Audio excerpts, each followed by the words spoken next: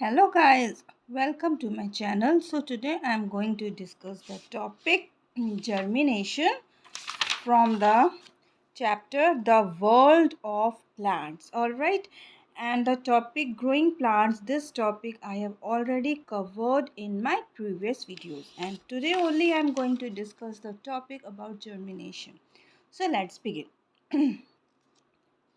The process through which the embryo inside the seed grows into a new plant is known as germination. अब germination क्या होता है? अब मैंने कल आप लोग को दिखाया था वीडियो में, isn't it? मेरी जो प्रीवियस वीडियो है उसमें मैंने आपको एम्ब्रियो दिखाया था, मैंने एक सीड दिखाया था, उसमें से सीड कोड बताया था आपको, और फिर मैंने कॉटिलेडन्स बताया था आपको क्या होता है, फिर मैंने एम्ब्रियो दिखाया था आपको, isn't it? तो जो जर्मिनेशन होता है, यही जो एम्ब्रियो होता है ये ग्रो करता है और फिर ये न्यू प्लांट में चेंज हो जाता है। ऑल राइट, तो इसको हम बोलते हैं, इस प्रोसेस को हम बोलते हैं जर्मिनेशन। तो germination can occur only when the plant is provided with three essential conditions. अब जर्मिनेशन होने के लिए थ्री मोस्ट इम्पॉर्टेंट कंडीशंस चाहिए सीड को। क्या क्या चीज़ें चाहिए? Suitable water, oxygen as well as suitable temperature. All right, अगर वाटर बहुत ज़्यादा होगा या वाटर हम सीड में डालेंगे ही नहीं तो क्या होगा, हमारा वाटर या तो ज़्यादा पानी की वजह से रॉट हो जाएगा या कम पानी की वजह से ड्राई हो जाएगा।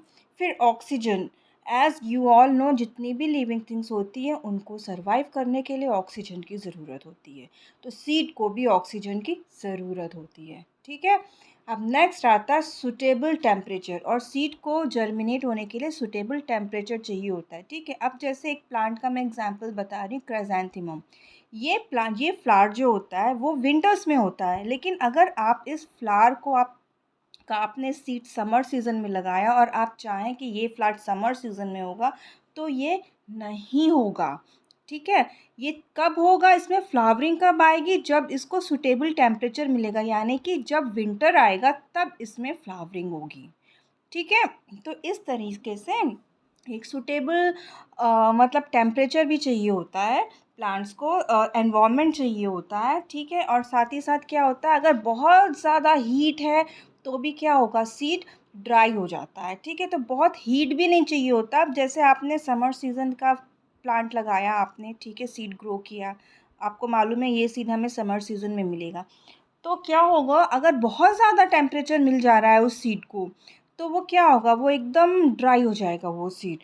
ठीक है, तो सूटेबल टेम्परेचर की भी ज़रूरत पड़ती है।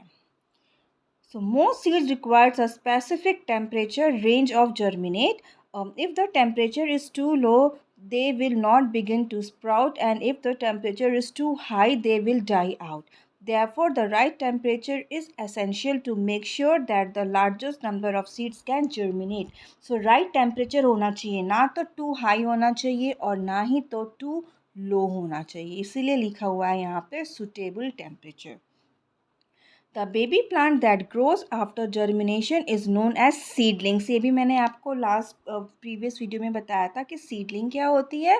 सीडलिंग क्या होती है, जब हमारा ये प्लांट जर्मिनेट करता है ना तो सबसे पहले वो इतना छोटा सा प्लांट जर्मिनेट होगा, धीरे धीरे जब वो इतना सा हो जाएगा, उसकी हाइट इतनी हो जाएगी तो उसको हम बोलते हैं सीडलिंग। ठीक है, तो स्मॉल प्लांट को हम बोलेंगे seedling. It develops a root system called radicle which grows downwards into the soil. It also develops a shoot system called plumule which grows upwards. अब जब ये सीडलिंग ग्रो होता है, अब यहाँ पे आप देख सकते हैं जब ये जर्मिनेट हो रहा है, ये एम्ब्रियो से जर्मिनेट हो रहा है, तो पहले क्या निकल रहा है, रेडिकल निकल रहा है, रेडिकल, और फिर उसके बाद प्ल्यूमूल निकलता है। टू टर्म्स हैं, बहुत ध्यान से इस चीज़ को सुनिएगा, फिर आप कभी भी रॉन्ग नहीं होंगे। जब प्लांट जर्मिनेट करता है तो उसमें से टू चीज़ें निकलती हैं, पहले रेडिकल निकलता है, उसके बाद क्या निकलता है, प्ल्यूमूल निकलता है। तो ये जो रेडिकल होता है वो क्या होता है, ये सॉइल में चला जाता है जो कि रूट में कन्वर्ट हो जाता है, और प्ल्यूमूल जो है ये ऊपर चले जाता है सॉइल के, जिससे कि ये हमको स्टेम और ये शूट मिलेगा, और लीव्स एंड फ्लावर्स ये यहीं पर होता है, प्ल्यूमूल में होता है। ठीक है, तो जो पूरा प्लांट है एक तरह से ये टू सिस्टम में डिवाइड रहता है। ठीक है, एक रूट सिस्टम, एक शूट सिस्टम। जो रूट सिस्टम वो किससे बन जाता है, रेडिकल से। जब रेडिकल निकलता है तो वो सबसे पहले सॉइल में जाता है, तो वो रूट में फॉर्म हो जाता है, और उसके बाद जो प्ल्यूम्यूल है वो ऊपर चले जाता है, उसमें वो शूट सिस्टम में फॉर्म हो जाता है, यानी कि आपको उसमें स्टेम मिलेगा, लीव्स, फ्लावर्स, ये सारी चीज़ें फर्दर इसमें डेवलपमेंट हो जाता है। ठीक है, ये आपको क्लियर हो गया। रेडिकल क्या होता है, रेडिकल हुआ रूट एंड प्ल्यूम्यूल हुआ शूट।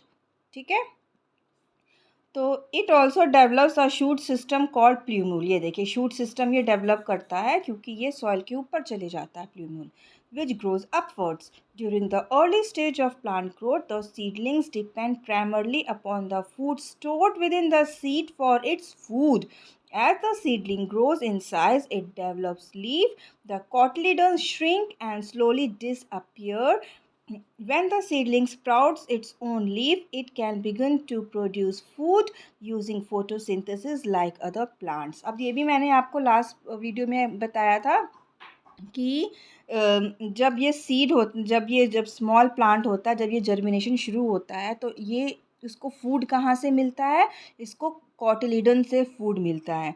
ठीक है, कहाँ से मिलता है सीडलिंग्स को फूड, पहले ये जो होता है ये सीड को कहाँ से मिलता है फूड, कॉटिलिडन से मिलता है। ठीक है, यहाँ पे फूड स्टोर होता है। फिर धीरे धीरे जब इसका जर्मिनेशन होता है तो आप ये देख रहे हैं किस तरीके से कॉटिलिडन्स ऊपर आ गया है। ये कॉटलिडन्स धीरे धीरे ये क्या होगा, ये ऊपर आ जाएगा, और फिर उसके बाद कॉटलिडन्स जब श्रिंक करके गिर जाएगा, फिर लीव्स डेवलप होती हैं। क्या डेवलप होंगी, यहाँ पे आप देख सकते हैं छोटा सा ये कॉटलिडन है, और फिर धीरे धीरे क्या होता है, लीव डेवलप होती है। फिर जैसे ही लीव डेवलप स्टार्ट हो जाती है तो क्या स्टार्ट हो जाता है, फोटोसिंथेसिस, क्योंकि आपको पता है लीफ ही फोटोसिंथेसिस करती है।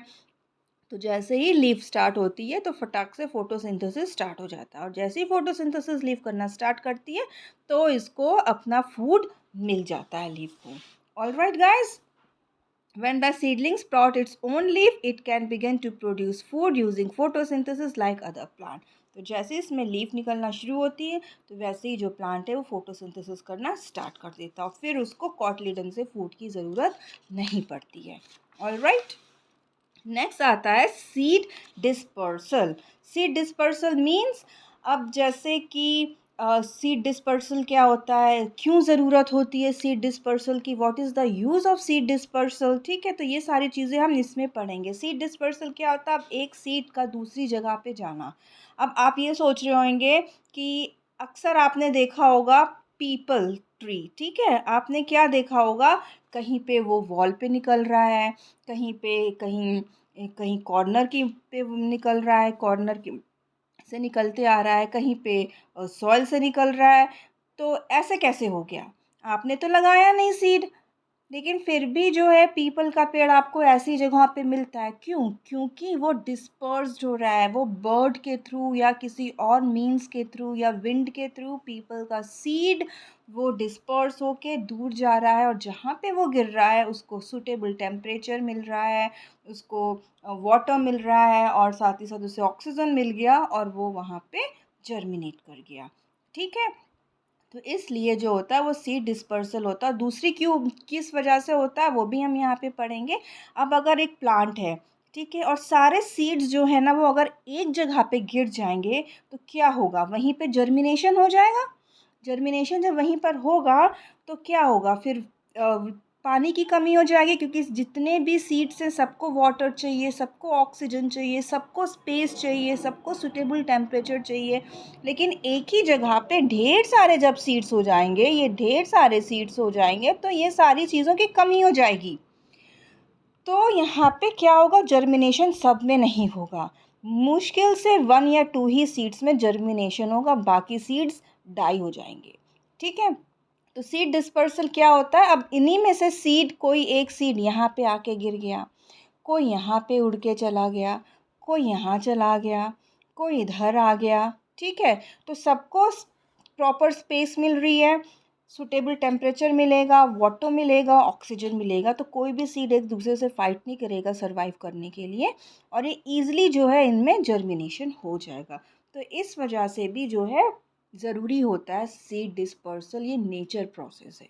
All right, now let's start. तो इतना आ गया ना समझ में आपको, अब हम लोग इसको रीड करते हैं। If many seeds were planted too close together, they would struggle for nutrients, water and sunlight. ये देखिए अभी मैंने एक्सप्लेन किया था, अगर बहुत सारे सीड एक जगह पे क्लोजली पैक्ड हैं तो उनको स्ट्रगल करना होता है न्यूट्रिएंट्स के लिए, वाटर के लिए, सनलाइट के लिए, इनको स्ट्रगल करना पड़ता है. In the process many of them would die. और बहुत सी सीड्स क्या होते हैं, वो मर जाते हैं. In nature plants scatter their seeds to ensure that they do not grow too close to one another. तो जो नेचर ये नेचर के थ्रू जो इसका डिस्पर्सल होता है कि प्लांट जो हैं वो आप आस पास ग्रो ना करें, वो दूर दूर जाकर स्कैटर्ड हो और उनको प्रॉपर न्यूट्रिएंट मिले. The process by which the seeds are scattered away from the mother plant is called dispersal. अब मदर प्लांट से जब सीड स्कैटर्ड हो रहा है, दूर दूर जा रहा है, तो उसको हम बोलते हैं dispersal.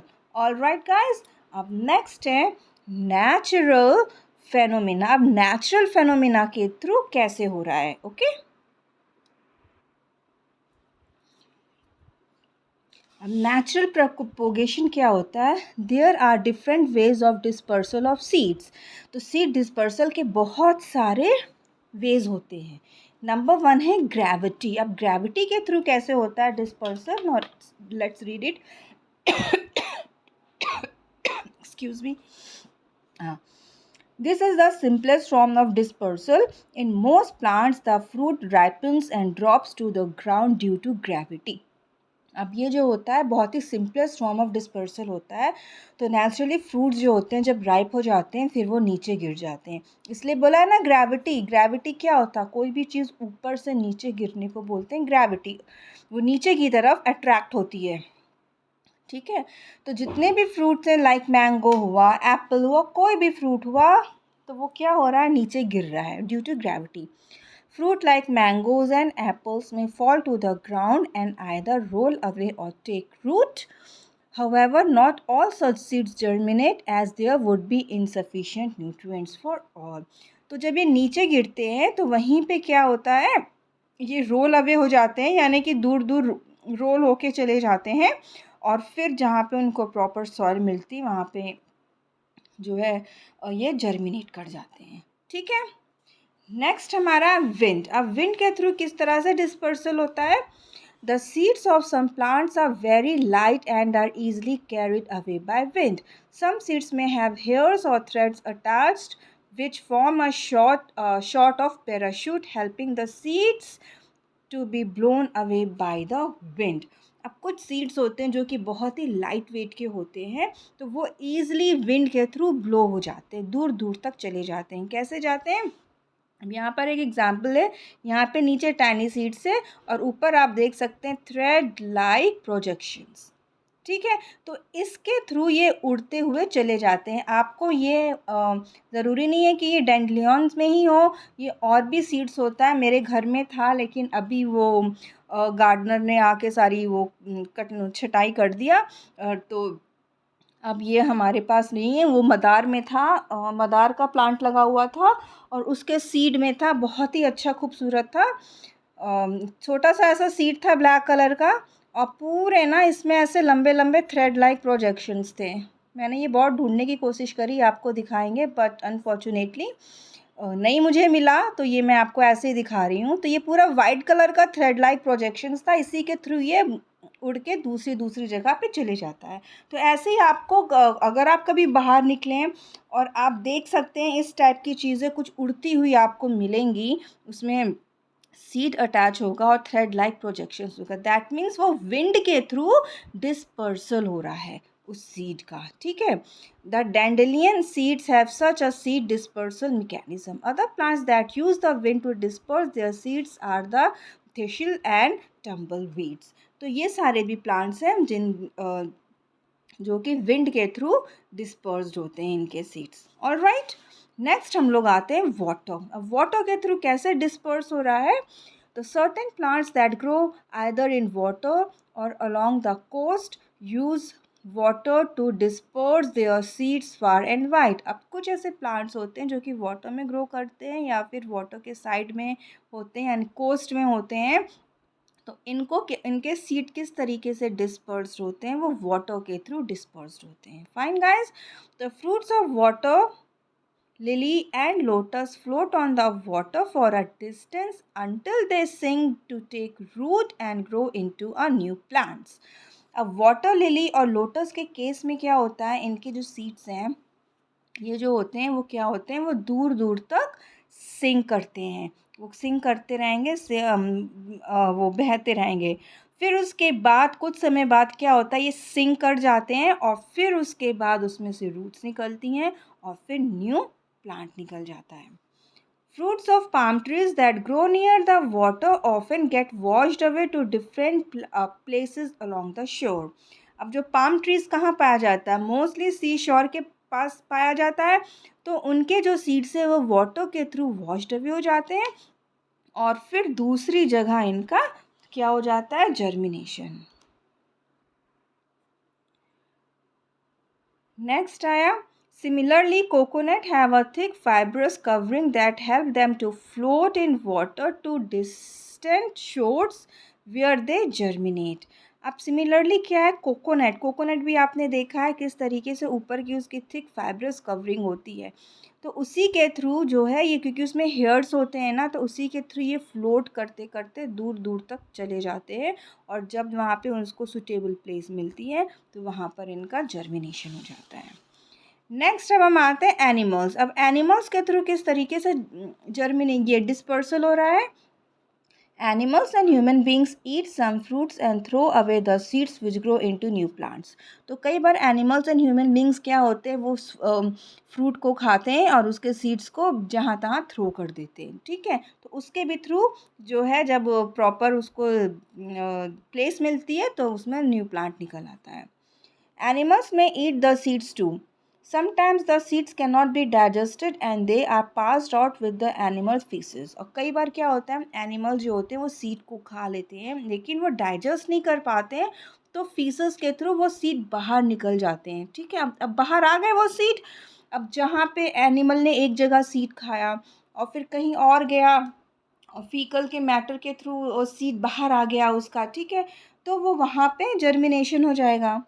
Thus they are spread wherever the animals go and have an additional fertile manure coating to help them grow. तो अब ये एनिमल कहीं पे भी जाएंगे, कहीं पे भी अपना फीकल मैटर निकाल देंगे और वहाँ पे वो जर्मिनेशन हो जाएगा. क्यों होता है वहाँ पे, क्योंकि जो सीड को है उसको फर्टाइल मैन्योर मिल जाती है. ठीक है, सीड को क्या होता है, फर्टाइल मैन्योर मिल जाती है.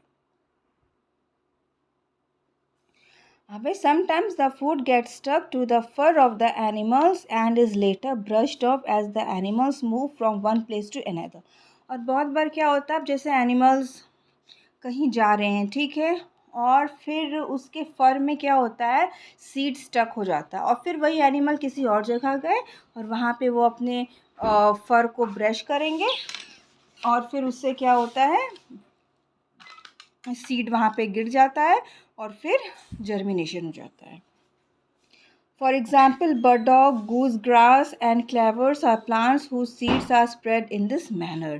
तो कुछ यहाँ पे ऐसे प्लांट्स के नेम हैं जिनके की सीड्स इसी ये एनिमल्स के थ्रू, एनिमल के फर के थ्रू ये डिस्पर्स्ड होते हैं. नेक्स्ट हुआ एक्सप्लोजन. अब एक्सप्लोजन के थ्रू कैसे सीड डिस्पर्सल होता है. Fruits of some plants like poppy, pea, beans and berseum burst open when they are ripe and scattered their seeds everywhere. This means of seed dispersal is called explosion. अब बहुत बार क्या होता है, जैसे ये fruit है, ठीक है, अब इसके अंदर सीड्स है पूरा, ऑल राइट, और ये जब राइप हो जाता है ना तो एकदम ये ऐसे बर्स्ट कर जाता है और जब ये बर्स्ट करता है ना तो प्रेशर के साथ जितने भी सीड्स इसके अंदर होते हैं ना एकदम वो प्रेशर के साथ बाहर निकलते हैं और दूर दूर जा कर के ये गिरते हैं या विंड के थ्रू ब्लोन अवे हो जाते हैं. ठीक है, इस तरह से ये होता है. या फिर वाटर के थ्रू उस समय रेन हो रही है तो उसके भी थ्रू ये दूर दूर तक ये इनका डिस्पर्शन हो जाता है. ऑल राइट, तो ये हमारा टॉपिक था सीड डिस्पर्सल. अब नेक्स्ट हम टॉपिक पर आते हैं तो आई थिंक सो आपको ये अच्छी तरह से समझ में आ गया होगा कि सीड डिस्पर्सल ग्रेविटी के थ्रू कैसे हो रहा है, विंड के थ्रू कैसे हो रहा है, वाटर के through, animals as well as explosion के थ्रू कैसे इसका डिस्पर्सल हो रहा है। ऑलराइट, अब नेक्स्ट पॉइंट जो हमारा आता है, plants that come from far. अब कुछ ऐसे प्लांट्स होते हैं जो कि दूर से आते हैं। अब दूर से कैसे आएंगे वो भी हम पढ़ेंगे, ठीक है। Many of the plants, vegetables and fruits that you see around you actually came from foreign soil over many centuries. तो कुछ ऐसे फ्रूट्स होते हैं, फ्लावर्स होते हैं, वेजिटेबल्स होते हैं, वो दूर से आते हैं, यानी कि फॉरेन कंट्रीज से आते हैं। दैट मीन्स वो इंडियन नहीं होते हैं, वो बाहर के होते हैं, लेकिन हमारी कंट्री में वो कैसे आ रहे हैं, ठीक है। तो they were brought by travellers, traders and invaders. तो ट्रैवलर्स, ट्रेडर्स एंड इन्वेडर्स के थ्रू वो जो है प्लांट्स हैं, वेजिटेबल्स हैं, फ्रूट्स हैं, वो इंडिया में आ रही हैं। While potatoes, chilies, maize, pineapple and tomatoes came from South America. अब ये जो आप पोटैटोज़ खा रहे हैं, चिलीज़, ये सब जो है इसका ओरिजिन कहाँ पर है? पोटैटोज़ का, चिली का, साउथ अफ्रीका है, ठीक है। Coffee came from Ethiopia. Coffee कहाँ से आ रही है? इथोपिया से आ रही है। Wheat from Egypt. ये देखिए जो वीट हम लोग खाते हैं, रोटी, वो इसका ओरिजिन कहाँ का है? इजिप्ट का है। लेकिन अब इंडिया में भी ये सारी चीज़ें होने लगी हैं, लगाई जाने लगी हैं इंडिया में भी, ठीक है, क्योंकि उसको उस तरीके का सूटेबल टेम्परेचर दिया जा रहा है कि ये इंडिया में भी ये सारी चीज़ें हों। Cloves and white paper from Indonesia. अब ये क्लव और वाइट पेपर कहाँ से आ रहा है? इसका जो ओरिजिन कहाँ पर है? इंडोनेशिया। सिनेमम, जिसको दालचीनी आप बोलते हैं, उसका ओरिजिन कहाँ पर है? Sri Lanka. The chinar tree from Greece. Chinar tree कहाँ से आ रहा है? ग्रीस से। मैरीगोल्ड्स फ्रॉम सेंट्रल अमेरिका से आ रहा है। इसका ओरिजिन, मैरीगोल्ड का ओरिजिन कहाँ से? सेंट्रल अमेरिका है। एंड ऑफ कोर्स लास्ट, रोज़, जो कि सबको बहुत पसंद है, तो ये इसका ओरिजिन कहाँ पर है? चाइना। चाइना में तो रोज़ेस का जो ओरिजिन है वो चाइना में, लेकिन अब ये सारी चीज़ें इंडिया में भी पाई जाने लगी हैं। लगाते हैं यहाँ पे फार्मर्स, क्योंकि उसको वो सूटेबल टेम्परेचर वो दे रहे हैं ताकि ये सारी चीज़ें बाहर से ना आकर के इंडिया में ही ये सारी चीज़ें ग्रो हों। अब यहाँ पे आप देख सकते हैं कितने सारे स्पाइसेस हैं। बे लीफ हो गया, क्लोव हो गया, क्यूमिन हो गया, टर्मरिक हो गया, और क्या क्या है, ये ब्लैक पेपर हो गया, चिली हो गया। अब इनमें से ये कोई कोरिएंडर होगा, मे बी कोरिएंडर पाउडर होगा, ठीक है, ये अजवाइन हो गया। तो इस तरीके से ये सारी चीज़ें जो हैं ये बाहर की हैं, इनके ओरिजिन बाहर के हैं, लेकिन अब भी ये इंडिया में लगाए जाते हैं, ठीक है, अब इनको लगाया जाने लगा है। नेक्स्ट है द स्टोरी ऑफ टी। अब हम लोग टी की स्टोरी पढ़ेंगे, ठीक है। कौन से टी की बात हो रही? जो हमारे घर में टी बनती है और उसको रिफ़्रेश होने के लिए आपके मम्मा पापा पीते हैं टी, उस वो टी कहाँ से आई है उसके भी बारे में हम पढ़ेंगे, ठीक है। Do you know that the T V introduced in India by the British during this rule. तो इंडिया में टी, तो जो टी है वो इंडिया की नहीं है। इंडिया में टी कहाँ, इंडिया में किसने ये लाया है टी को? ब्रिटिशर्स ने लाया है। जब ब्रिटिश यहाँ रूल करते थे इंडिया में, तब उन्होंने टी को इंडिया में लाया। कहाँ से लाया है? The origin of T lie in China. China से लाया। जो टी की जो ओरिजिन है वो चाइना में है। तो ब्रिटिशर्स ने चाइना से जो है इंडिया में टी को लेकर के आया है। The British imported tea leaves and growing techniques to India. अब उन्होंने, ब्रिटिश ने टेक्निक्स लेकर के आया कि किस तरीके से टी हम चाइना में जो टी हो रही है वो इंडिया में भी होए, ठीक है। तो वो सारी टेक्निक्स के थ्रू उन्होंने इंडिया में टी को ग्रो किया। द टी, अब आपको सबको पता है इंडिया में सबसे ज़्यादा टी कहाँ पे पाई जाती है? Isn't it? दार्जिलिंग में। सब जानते हैं दार्जिलिंग की टी जो है बहुत फेमस होती है, इज़न्ट इट? अगर आप लोग कभी दार्जिलिंग अगर कभी जाने का मौका मिलेगा तो आप लोग टी गार्डन ज़रूर जाइएगा, ठीक है। मैं भी कभी दार्जिलिंग नहीं गई हूँ, लेकिन मुझे अगर मौका मिलेगा तो मैं ये टी गार्डन ज़रूर घूमूंगी दार्जिलिंग का, okay. The plant needs plenty of rainfall to grow, but water should not collect around the roots. अब इसको कैसी सॉइल की ज़रूरत है, कैसा मतलब किस तरीके से इसकी फील्ड होनी चाहिए, तो प्लेंटी ऑफ रेनफॉल होना चाहिए। टी को ग्रो करने के लिए उसको रेनफॉल की ज़रूरत है। प्लेंटी मतलब बहुत सारा रेनफॉल की ज़रूरत है, लेकिन रेनफॉल तो हो रहा है, लेकिन जो वाटर है ना वो सॉइल में रुका हुआ नहीं होना चाहिए, स्टैगनेंट नहीं होना चाहिए, ये बह जाना चाहिए वाटर के नीचे, वो परकोलेट कर जाना चाहिए सॉइल के नीचे, सारा वाटर रुका हुआ नहीं होना चाहिए, ठीक है। That is why tea is grown on hilly slopes in areas which receive heavy rainfall but water drains. तो इसलिए जो टी कहाँ पे लगाई जाती है, हिली स्लोप्स में, ठीक है। तो क्यों हिली स्लोप्स में लगाया जाता है, क्योंकि वहाँ पे रेनफॉल बहुत होती है और फिर जो है पानी वो रुकता नहीं, ईज़िली वो ड्रेन होके नीचे चली जाता है, तो पानी रुकता नहीं है, रूट्स को ज़्यादा वाटर नहीं मिलता है फिर। The tea leaves are plugged, collected, dried, processed and packed to be sold। अब टी लीव्स को प्लग किया जाता है, उसको कलेक्ट करते हैं, ड्राई करते हैं, फिर उसको फर्दर प्रोसेस करके उसको पैक करके फिर मार्केट में सोल्ड कर देते हैं। Today Indians are the largest consumers of tea and India is one of the largest tea producers in the world. अब आज के टाइम में क्या है, इंडिया में बहुत ज़्यादा कंज्यूमर्स हैं, इंडिया में सबसे ज़्यादा टी कंज्यूम होती है, ठीक है। और साथ ही साथ इंडिया में सबसे ज़्यादा टी का प्रोडक्शन भी होता है।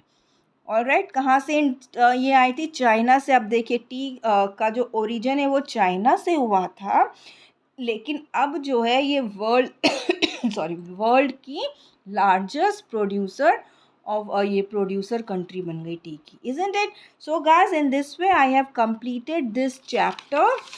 ये जो चैप्टर है हमारा द वर्ल्ड ऑफ प्लांट्स, इसको मैंने आज कंप्लीट कर दिया है, ठीक है। तो इसका मैं आपको वीडियो अपलोड कर दूंगी, और साथ ही साथ गाइस इसका जो प्रीवियस वीडियो है वो भी मैं डिस्क्रिप्शन बॉक्स में प्रीवियस वीडियो का भी लिंक मैं डाल दूंगी, जिससे कि आपको प्रॉब्लम ना हो इस चैप्टर को समझने के लिए।